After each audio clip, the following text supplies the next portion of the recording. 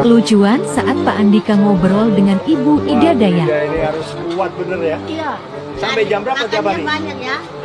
Tiap hari jam berapa? Nama Ida Dayak belakangan ramai menjadi sorotan lantaran menyelenggarakan pengobatan alternatif secara gratis di area Kostrad Cilodong, Kota Depok, Jawa Barat, Senin, tanggal 3 April tahun 2023.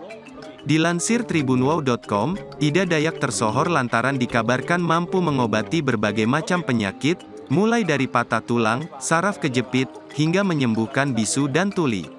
Rupanya sosok tabib tersebut turut menarik perhatian Jenderal TNI Andika Perkasa yang sempat menghampiri dan mengobrol dengan Ida Dayak.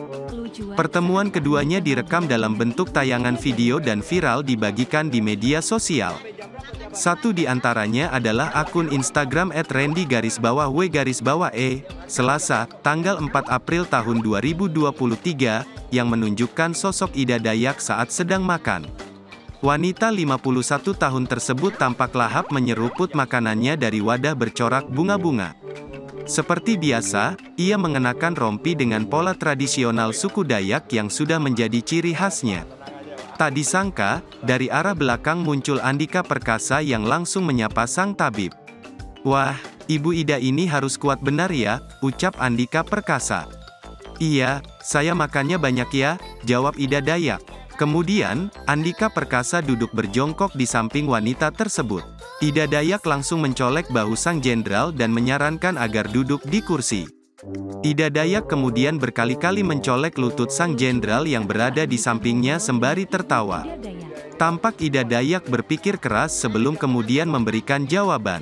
Orang di dekatnya yang diduga rekan Ida Dayak membeberkan bahwa pengobatan yang dilakukan bisa melebihi pukul 10 malam. Setelah puas mengobrol dengan sang tabib, Jenderal Andika Perkasa lantas berpamitan meninggalkan lokasi tersebut. Jam 10 lebih.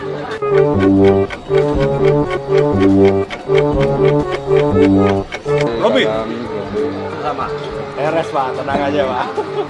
Barusan udah.